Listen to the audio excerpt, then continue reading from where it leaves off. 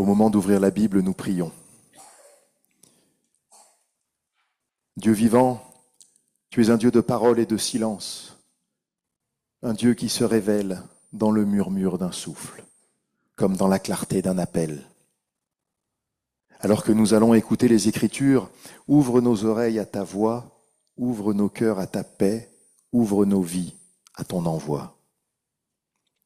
Dans ce temps de lecture et de méditation, que ton esprit nous éclaire, qu'il fasse germer en nous la joie de l'Évangile et la disponibilité pour le partager.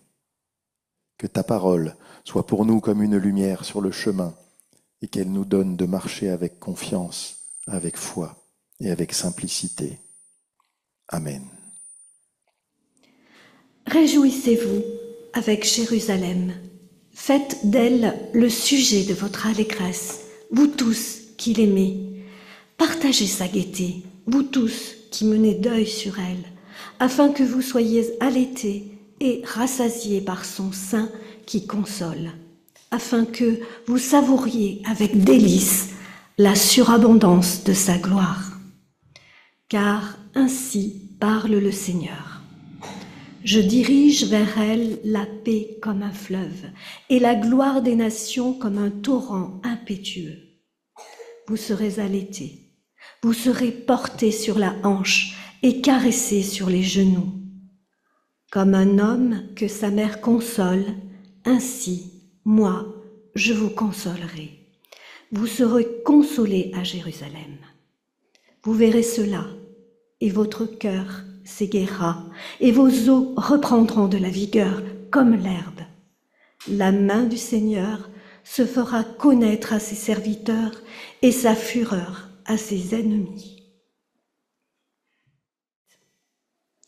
Quant à moi, jamais je ne mettrai ma fierté en rien d'autre que dans la croix de notre Seigneur Jésus-Christ, par qui le monde est crucifié pour moi, comme je le suis pour le monde.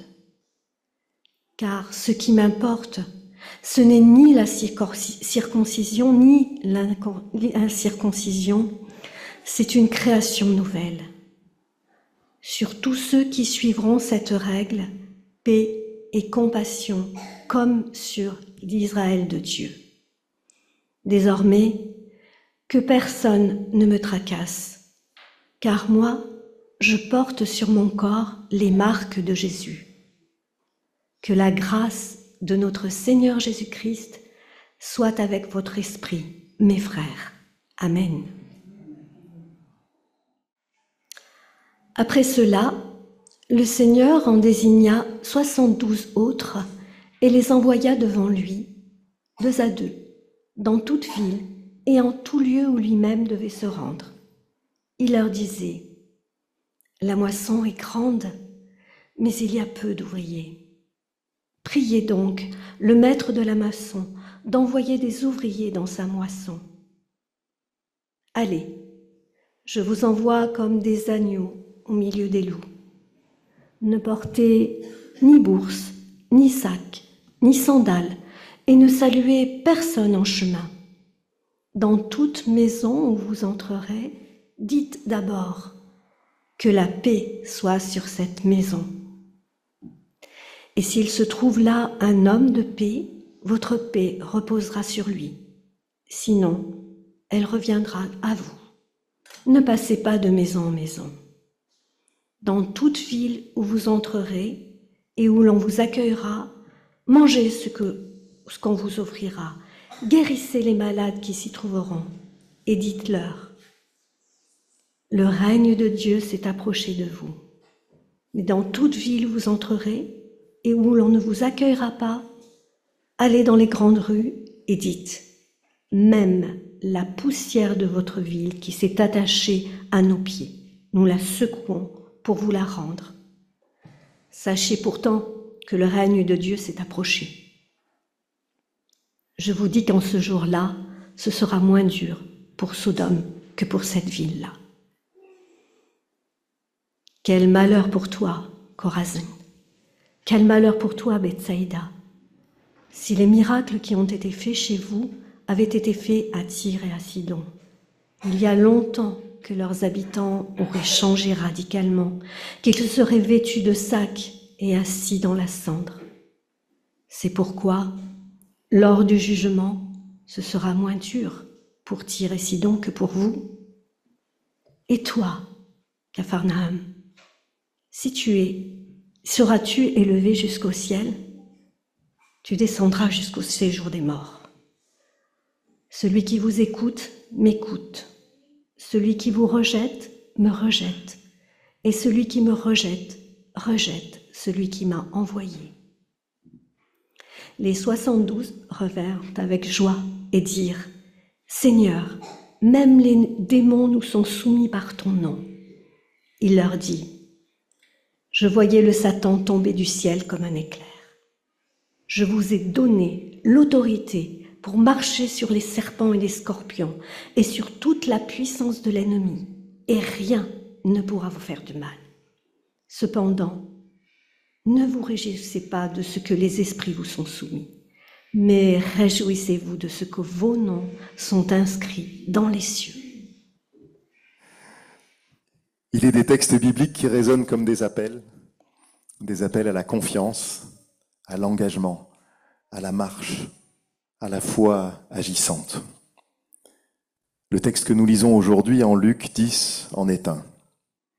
Il est porteur d'une dynamique, d'un souffle. Il raconte un envoi en mission, un envoi collectif, communautaire, universel. Et il nous parle, à nous aussi, ici, maintenant. Car comme les 72, nous sommes, nous aussi, envoyés.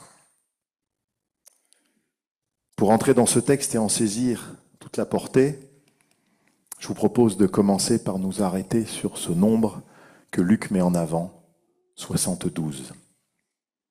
Il nous ouvre une première clé de compréhension sur la nature et l'ampleur de l'envoi que Jésus propose. Je vous rappelle la phrase, « Le Seigneur en désigna 72 autres et les envoya 2 à 2. » Alors, pourquoi ce nombre? Pourquoi ce nombre précis, 72? Dans la tradition juive, le livre de la Genèse, au chapitre 10, recense 70 ou 72, selon les manuscrits, nations. Alors en fait, ce n'est pas vraiment des nations qui sont mentionnées, ce sont ceux qui sont en amont de ces nations, mais qui sont les nations qui couvreront la surface de la terre. Alors ce chiffre symbolise donc la totalité de l'humanité. Ainsi, en envoyant 72 disciples, Jésus, sous la plume de Luc, souligne que la mission de l'Évangile dépasse largement les frontières d'Israël. Elle est appelée à rejoindre tous les peuples, toutes les cultures, tous les langages. L'envoyé est donc toujours en déplacement, en décentrement. Il ne parle pas depuis une forteresse, mais depuis le seuil d'une maison étrangère, dans l'attente d'un accueil. L'envoi est dès l'origine un mouvement de dépassement, d'ouverture, d'humilité. Il préfigure déjà l'Église appelée à la catholicité, non pas comme une institution universelle, mais comme une bonne nouvelle adressée à toute personne humaine. Ainsi, ce texte nous confirme l'universalité d'un appel qui s'étend bien au-delà du judaïsme. Alors penchons-nous maintenant sur le contenu de cette mission. Quel est le premier mot à adresser? C'est celui de la paix. L'instruction de Jésus est claire. Dans toute maison où vous entrerez, dites d'abord que la paix soit sur cette maison. Alors cette paix, il ne s'agit pas d'une formule vide, c'est une proclamation, c'est une déclaration. Elle est révélation de ce que Dieu veut pour ce monde. Dans la tradition biblique, la paix, shalom en hébreu, j'ai fait de l'hébreu, mais celui-là tout le monde le connaît. Et Irénée en grec, ça c'est pour Christine. désigne bien plus que l'absence d'un conflit. C'est une plénitude de vie, une harmonie juste entre les êtres et Dieu, et avec Dieu. Dire que la paix soit sur cette maison, c'est appeler cette maison à entrer dans le projet de Dieu, à devenir un lieu de réconciliation et de guérison. Et cette paix, paradoxalement, est offerte sans condition. Elle n'est pas imposée, elle repose si elle est accueillie. Elle revient à l'envoyer si elle est refusée. Et cela souligne une chose essentielle. La foi ne peut pas être contrainte. Le message de l'Évangile se reçoit librement ou ne se reçoit pas. L'envoyé ne peut que proposer, jamais imposer. Mais alors, se pose la question, comment les envoyés doivent-ils aller? Quelle posture adopter dans cette mission? Et là, Jésus emploie une image d'une force redoutable, celle des agneaux et des loups. Je vous la rappelle. Je vous envoie comme des agneaux au milieu des loups. C'est pour le moins surprenant, voire choquant. On pense qu'il les envoie à l'abattoir. Qui oserait envoyer des agneaux désarmés au milieu des loups? Et pourtant, c'est ce que fait Jésus. Et ce faisant, il renverse la logique du pouvoir et de la force.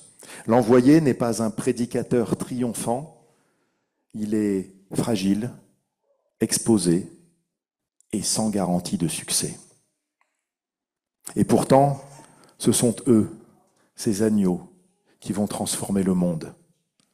Non par la force, mais par la fidélité. Non par la domination, mais par le service. Non par la violence, mais par l'amour. L'histoire l'a montré. En 2 siècles environ, ces porteurs de paix ont fait reculer la peur jusqu'au cœur même de l'Empire romain. Et cela, sans verser d'autre sang que celui de leurs propres martyrs. C'est une des grandes forces de l'Évangile, celle du témoignage humble, tenace, incarné. C'est dans cette faiblesse assumée que réside la puissance de l'Évangile. Le disciple, alors, n'est pas plus grand que le maître, et le maître, lui aussi, a été l'agneau, porté à l'abattoir, doux et silencieux. Mais c'est précisément par cette douceur qu'il a vaincu la violence.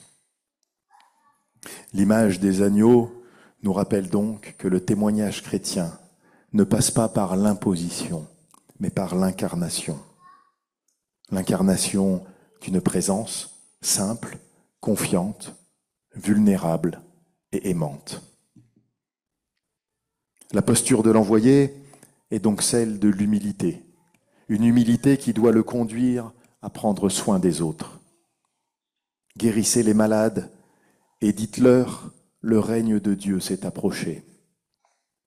Le verbe grec employé ici, thérapéo, thérapie, qui signifie guérir, mais aussi soigner, prendre soin et servir. Le soin est donc partie intégrante de la mission. L'Évangile ne se réduit pas à des mots, il se traduit en gestes, en accompagnement, en présence auprès de celles et ceux qui souffrent. Le royaume de Dieu ne vient pas par le bruit et la fureur. Il s'approche dans la visite d'une maison, dans le partage d'un repas, dans la guérison d'un corps. Il se révèle dans la quotidienneté, dans la patience, dans l'hospitalité reçue et offerte. Le disciple est appelé à demeurer, à ne pas passer de maison en maison. Il s'agit d'une fidélité concrète, d'une solidarité stable. Mais tout ne se passe pas toujours bien. Et c'est Jésus lui-même qui nous y prépare. Il anticipe les refus, les rejets, les incompréhensions. Jésus n'idéalise pas la mission. Il sait qu'elle ne sera pas toujours couronnée de succès. Il anticipe le refus. Il prépare les disciples à la déception. Dans toute ville où vous entrerez et où l'on ne vous accueillera pas, allez dans les grandes rues et dites, même la poussière de votre ville qui s'est attachée à nos pieds, nous la secouons pour vous la rendre. Ce geste est symbolique. Il signifie le refus de s'encombrer de la défaite. L'envoyé n'est pas responsable du rejet. Il est libéré de la culpabilité. Il peut continuer sa route. C'est un profond soulagement. Nous n'avons pas à convaincre, nous avons à témoigner. Le reste appartient à Dieu. L'Esprit agit où il veut. Malgré les obstacles, il se passe quelque chose de profond. Une victoire s'opère sur les puissances adverses. C'est ce que Jésus exprime dans une image saisissante. Je voyais le Satan tomber du ciel comme un éclair. Cette parole de Jésus est à prendre bien entendu au sens symbolique. Le Satan, l'adversaire, le tentateur, le diviseur, l'accusateur n'est pas tant une figure mythologique qu'une puissance de déliaison. Il est ce qui sème la discorde, la peur, le soupçon, le rejet. Et c'est précisément par la présence des envoyés, par leur douceur, par leurs soins, que cette puissance est renversée. Le Satan tombe non par le glaive, mais par le service. Il est vaincu non par la loi, mais par la grâce. Ce verset affirme la puissance libératrice de l'Évangile. Là où l'amour est présent, le diviseur recule.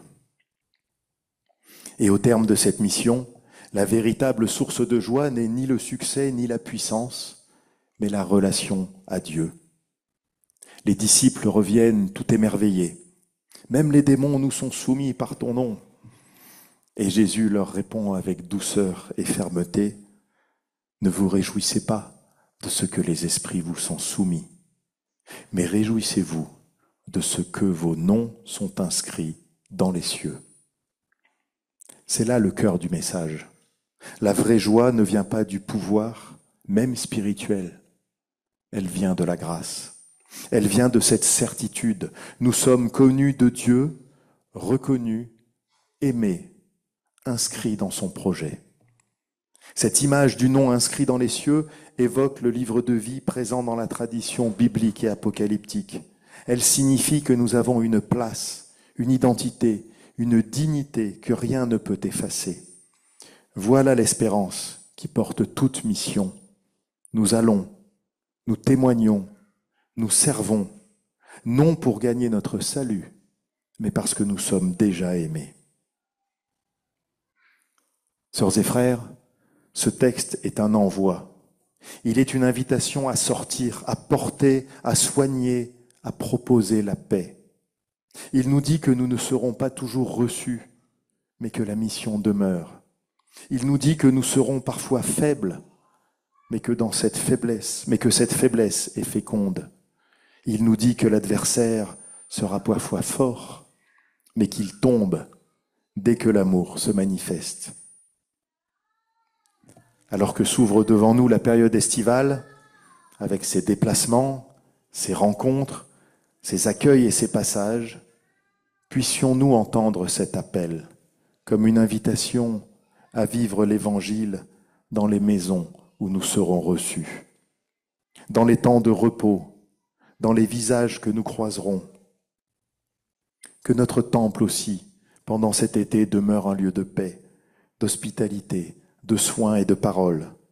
Que celles et ceux qui y entreront, même de passage, puissent y recevoir cette paix qui vient de Dieu. Et n'oublions pas cette promesse à garder dans le creux de nos cœurs. Nos noms sont inscrits dans les cieux. Amen.